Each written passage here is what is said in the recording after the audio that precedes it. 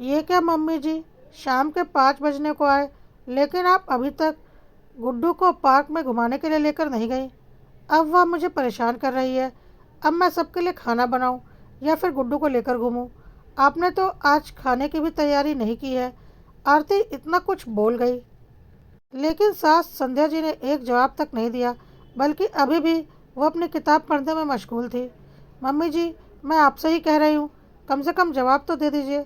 लेकिन जब संध्या जी ने कुछ नहीं कहा तो आरती तमतमाती हुई गुड्डू को पकड़कर अपने साथ कमरे में ले गई। कमरे में ले जाकर पति संदीप के पास गुड्डू को जबरदस्ती बिठाते हुए बोली, संभालिए इसे, परेशान किए जा रही है। या तो आप इसे घुमाने के लिए पार्क ले जाओ या फिर इसे पकड़ कर बैठो ताकि मैं खाना बना सकूं। उसे इस तरह से बोलता देख संदीप बोला, अरे क्या बात है, आज गुड्डू घूमने नहीं गई? रोज़ तो अपनी दादी के साथ घूमने चली जाती है। हाँ, आज पता नहीं दादी क्या मूड बनाकर बैठी हुई हैं, जो जवाब तक नहीं दे रही हैं। इसलिए आज दादी नहीं, पापा इसे संभालेंगे, कहकर आरती गुड्डू को संदीप के पास छोड़कर चली गई। कुछ देर तो संदीप ने उसे संभाला और फिर उसे लेकर माँ के कमरे में चला गया। देखा तो मम्मी कोई किताब पढ़ रही थी। क्या बात है मम्मी, आपकी तबीयत तो ठीक है, आज आप गुड्डू को नहीं संभाल रही? संदीप ने पूछा तो संध्या जी ने एक नज़र उसकी तरफ देखा और दोबारा अपनी किताब में लग गई। संदीप को उनका व्यवहार बड़ा ही अजीब लगा। उसने दोबारा पूछा, मम्मी आप जवाब नहीं दे रही, कहीं नाराज़ तो नहीं हो? पर संध्या जी ने कोई जवाब नहीं दिया। संदीप भी अपना सा मुंह लेकर बाहर आ गया और सीधा रसोई में आरती के पास जाकर बोला, कोई बात हुई है क्या आज? कहीं तुमने मम्मी से कोई ऐसी बात तो नहीं कह दी जिससे वो नाराज़ हो गई हो? मुझे तो ऐसी कोई बात याद नहीं कि मैंने ऐसा कुछ कहा हो, और अंतर्यामी मैं हूँ नहीं जो उनके मन की बात जान जाऊँ। अब मुझे डिस्टर्ब मत करो। आज खाने की भी कोई तैयारी करके नहीं रखी है मम्मी ने, तो सब कुछ मुझे ही करना है। आरती का जवाब सुनकर संदीप गुड्डू को लेकर पार्क रवाना हो गया। इधर संध्या जी को किचन में से ही बर्तनों के पटकने की आवाज़ साफ साफ सुनाई दे रही थी। जानती थी कि आरती ये सब कुछ जानबूझकर कर रही है ताकि संध्या जी उठकर उसकी मदद कर दे, पर आज वो मन पक्का करके बैठी हुई थी कि कुछ भी हो जाए आरती की मदद बिल्कुल नहीं करेंगी। आखिर आरती की आदत थी सबके सामने बेचारा बनने की, सबको ये कहने की कि मम्मी जी ने अपने समय में तो अपनी गृहस्थी चला ली, खूब मज़े भी कर लिए, उनके सिर पर सास तो होते नहीं थे, पर हमारी क्या ज़िंदगी है, हम तो हमेशा रोक टोक में ही रहे। ये बातें उनके कानों तक पहुंचती थी, पर वह हमेशा यह सोचकर चुप हो जाती थी कि दूसरों की बातों पर क्या विश्वास करना। आरती ने उनके सामने तो नहीं कहा, लेकिन कल रात जब वह अपनी मम्मी से फ़ोन पर बात कर रही थी तब भी यही बात दोहरा रही थी, तो उस समय संध्या जी को सुनाई दे गई। बस तब से संध्या जी ठान कर बैठ गई कि अब चाहे कुछ भी हो जाए वो आरती के किसी काम में दखलंदाजी नहीं करेंगी। बस इसी कारण वो सुबह से ही किसी से बात नहीं कर रही, अपने कमरे में ही थी। आज उन्होंने किसी काम को हाथ तक नहीं लगाया, यहाँ तक कि गुड्डू को खिलाया भी नहीं। आखिर जैसे तैसे आरती ने अकेले ही खाना तैयार किया। तब तक संदीप भी घर वापस आ गया था और आते ही आरती से बोला, आरती फटाफट खाना ले आओ, बहुत ज़ोर की भूख लगी है, और अब गुड्डू को भी तुम ही संभालो, अब थक गया हूँ मैं।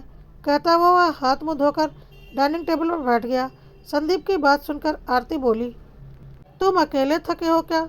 मैं नहीं थकी हूँ क्या, जो गुड्डू को लाकर मुझे टिका दिया? अब अगर मैं गुड्डू को संभालूंगी तो खाना तुम्हें ही लेकर आना पड़ेगा। आखिर संदीप गुस्से में उठा और रसोई में खाना लाने के लिए चला गया। जाकर देखा तो खाने में बस दाल चावल थे। संदीप ने बाहर आकर कहा, यह क्या, सिर्फ दाल चावल बना दिए? कोई सलाद नहीं, चपाती नहीं, दाल चावल खाकर कैसे पेट भरूं? तुम्हें पता है ना कि अगर दाल चावल बने हैं तो मुझे रोटी चाहिए होती है, फिर क्यों नहीं बनाए? शुक्र मनाओ कि कम से कम ये तो बन गया, नहीं तो आज भूखे ही रहने की नौबत थी।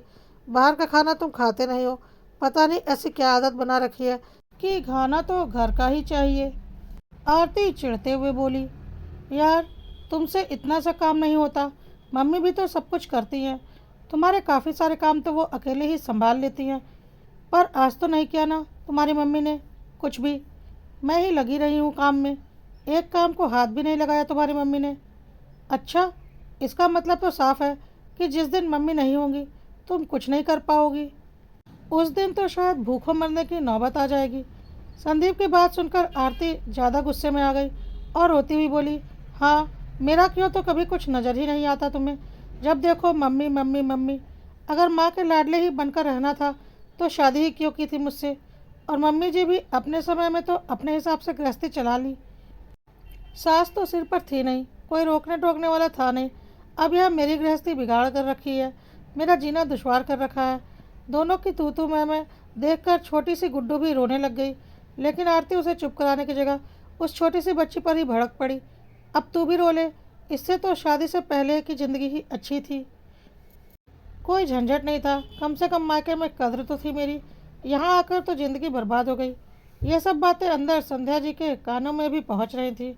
आखिर उनसे गुड्डू का रोना बर्दाश्त नहीं हुआ और वह उसे उठाकर बाहर आ गई। गुड्डू को गोद में लेती हुई बोली, क्यों बहू, तुम तो अक्सर कहती हो ना कि मैंने अपने समय में अपनी गृहस्थी अपने अनुसार चला ली, खूब मज़े किए हैं, मेरे सिर पर सास तो थी नहीं, कोई रोकने टोकने वाला नहीं था। तो आज जब मैं बिल्कुल एक तरफ हो चुकी हूँ, ना मैं रोक रही हूँ ना मैं टोक रही हूँ, बिल्कुल इतनी शांतिपूर्वक एक तरफ बैठी हूँ जैसे मैं इस घर में नहीं हूँ, तो तुम्हें भी तो मज़े लेने चाहिए थे ना, अपनी गृहस्थी अपने अनुसार चलानी चाहिए थी ना। पर एक दिन में ही हाथ पैर फूल गए तुम्हारे, जो दोनों पति पत्नी आपस में लड़ पड़े। संध्या जी की बात सुनते ही आरती चुप हो गई। उन्हें समझते देर नहीं लगी कि आज संध्या जी उसकी मदद क्यों नहीं कर रही थी। लोगों के सामने बेचारे बनकर हमदर्दी पाने में क्या मिल जाता है, उल्टा तुम्हारे परिवार की ही बदनामी हो रही है। उन लोगों से पूछो जो गृहस्थी अकेले संभालते हैं, कोई मदद करने वाला नहीं होता, क्या वो लोग भी तुम्हारी तरह बस लड़ते रहते हैं। मैं कुछ कहती नहीं हूँ तो इसका यह मतलब नहीं कि मुझे सुनाई नहीं देता, पर मैं तुम्हारी तरह अपने परिवार की बदनामी नहीं करती फिरती। आखिर ये तुम्हारी गृहस्थी है तो अपनी जिम्मेदारी खुद संभालो। संध्या जी की बात सुनकर संदीप और आरती ने चुप रहना ही ठीक समझा।